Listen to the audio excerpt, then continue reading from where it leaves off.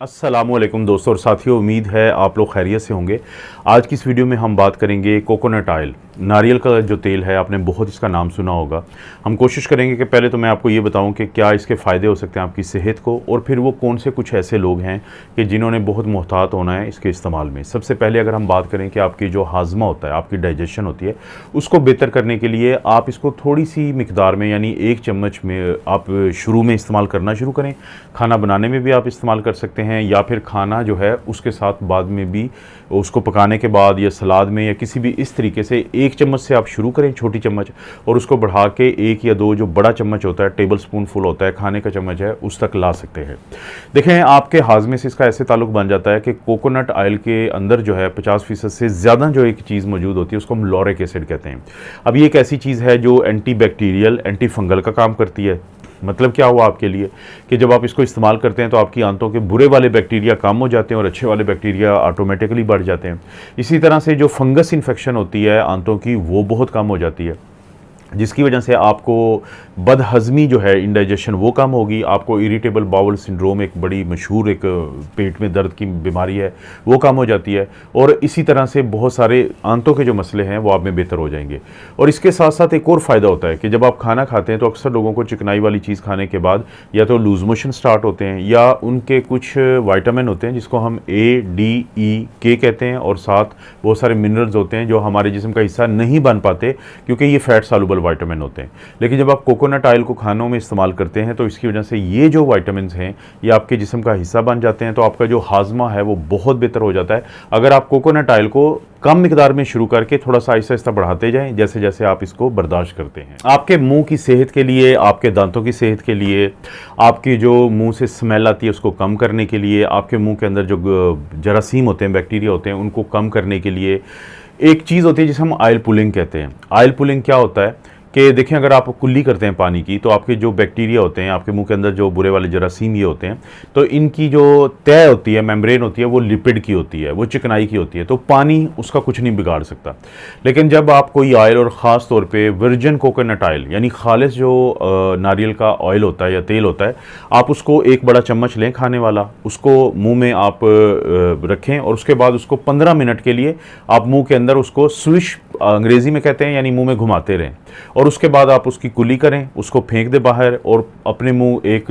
या 2 दफ़ा जो है वो पानी से कुली कर लें। तो इससे क्या होता है कि क्योंकि कोकोनट ऑयल के ये एक फ़ैट होती हैं, इसके अंदर फैट्स होती हैं, तो ये जो बैक्टीरिया की मेम्ब्रेन है उसके साथ चिपक जाता है ये ऑयल, और फिर उनको जड़ों से, दांतों के अंदर जहाँ जहाँ पे वो छुपे भी होते हैं वहाँ से निकाल बाहर फेंकता है, उसके वो अपने साथ शामिल कर लेगा। 15 मिनट के लिए आप मुँह में उसको घुमाते रहेंगे, और उसके बाद आप उसको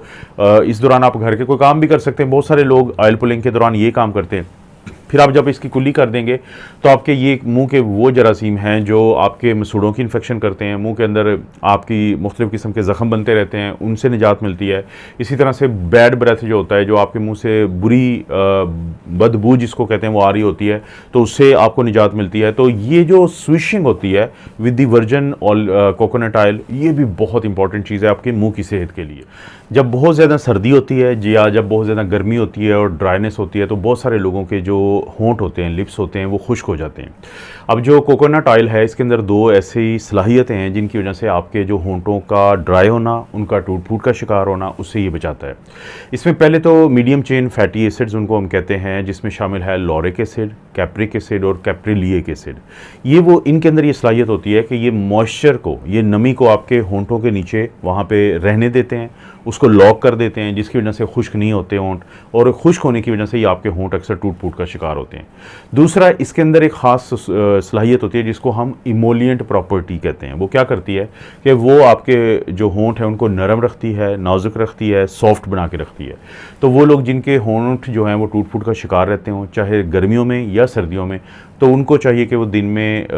2 से 3 मरतबा, और ख़ास तौर पे रात को सोने से पहले अगर वो कोकोनट ऑयल को अप्लाई कर लेते हैं तो उससे उनको बहुत फ़ायदा हो जाता है। अगर मॉइस्चराइजिंग की हम बात करते हैं तो आपकी जिल्द के लिए भी ये एक नेमत से कम नहीं है, क्योंकि जो कोकोनट ऑयल है वो भरा हुआ है, उसके अंदर बहुत ज़्यादा है ये जो मैंने मीडियम चेन फैटी एसिड्स की बात की है, लॉरिक एसिड की, कैप्रिक एसिड की, कैप्रिलिक एसिड की। अब यही जो सलाहियत होती है कि जब ये नमी को लॉक कर देता है, नमी को अपने नीचे रख लेता है, ताकि आप आपकी जल्द जो है वो ड्राई ना हो। लोग क्या करते हैं या उनको किस तरीके से इस्तेमाल करने की आदत है, जो बहुत अच्छी आदत है, कि वो नहाने के बाद जब उनकी जल्द जो है अभी उसमें थोड़ी नमी होती है तो वो कुछ जो ड्रॉप्स हैं लाइक 10 के करीब जो ड्रॉप्स होते हैं या थोड़ा सा कोकोनट ऑयल अपने हाथों पे लेके तो उसको थोड़ा सा वार्म कर लेते हैं, गर्म कर लेते हैं। उसके बाद वो हल्का सा मसाज करते हैं, ख़ासतौर पे जिस जल्द के उन हिस्सों पे जो ड्राई होते हैं, जो खुश्क रहते हैं। तो ये जो मीडियम चेन फैटी एसिड्स होते हैं, ना सिर्फ ये कि ये उस मॉइस्चराइज जो नमी होती है उसको वहाँ पे रखते हैं आपकी जल्द के ऊपर, जिसकी वजह से हाइड्रेशन का लेवल बेहतर होता है, बल्कि आपकी जो जल्द होती है वो इलास्टिक हो जाती है, वो नरम हो जाती है। जो आपकी जल्द का खुरदरापन होता है जिससे आप बहुत ज़्यादा तंग होते हैं, तो उसको भी कम करने के लिए आपको कोकोनट ऑयल जो है उसको इस्तेमाल करना चाहिए। और अगर आप भी उन लोगों में शामिल हैं कि जिनके जो नेल्स हैं, नाखून हैं, वो ख़राब रहते हैं, वहाँ पे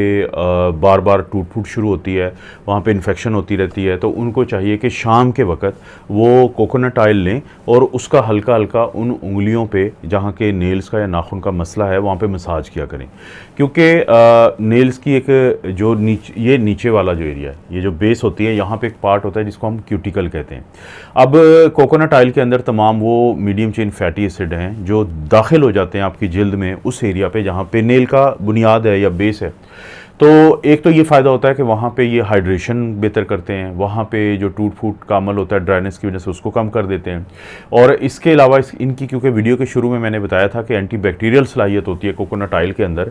तो उसकी वजह से अगर कोई जरासीम वहाँ पे पहुँचे भी हुए हों जो कि टूट फूट का शिकार हो चुके होते हैं नेल्स, तो वहाँ पर उनको इन्फेक्शन नहीं करने देते। तो आप शाम के वक्त ये लगाएँ, रात को लगा रहने दें, और सुबह आप देखेंगे कुछ ही दिनों के अंदर कि आपके जो नेल्स हैं उनकी सेहत बेहतर हो जाएगी और वो बड़े हेल्दी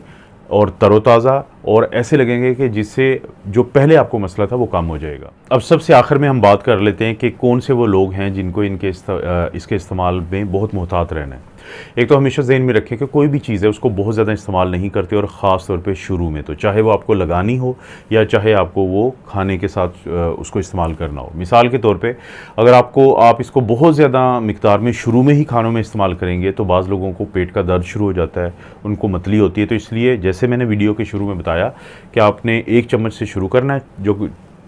छोटा चम्मच होता है, और फिर बाद में आप इसको बढ़ा सकते हैं। इसी तरह से जिल्द पे लगाने वाली हर चीज़ का एक डर होता है कि लोगों को कहीं उससे एलर्जी तो नहीं है।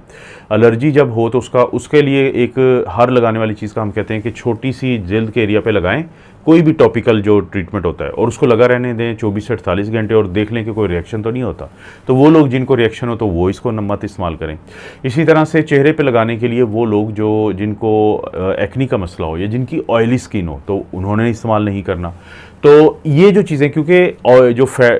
ऑयल्स होते हैं इनके अंदर सैचुरेटेड फ़ैट्स होती हैं, तो इनको कभी भी खानों में ख़ासतौर पे अगर आप ज़्यादा इस्तेमाल करेंगे तो सैचुरेटेड फ़ैट आपके दिल की सेहत के लिए अच्छे नहीं होते। तो ये थोड़े से एहतियात हैं कि ये वो लोग हैं जिन्होंने कोकोनट ऑयल जो है वो इस्तेमाल नहीं करना या इंतहाई कम इस्तेमाल करना है, ताकि उनको फ़ायदे तो हों ये 5 वाले, लेकिन नुकसान ना हो। आपको पता है दोस्तों, इस चैनल पर इस तरह की वीडियोज़ मिलती रहती हैं। वीडियो को लाइक करें, चैनल को सब्सक्राइब करें। कोई भी वीडियो अच्छी लगती है तो दोस्तों रिश्तेदारों से शेयर करने नीचे ऑप्शन है, उसको ज़रूर इस्तेमाल करें। आप अपना और अपनी फैमिली का ख्याल रखें। अल्लाह ताला आपको और आपकी फैमिली को हर किस्म की बुराई, बीमारी और आजमाइश से महफूज रखें।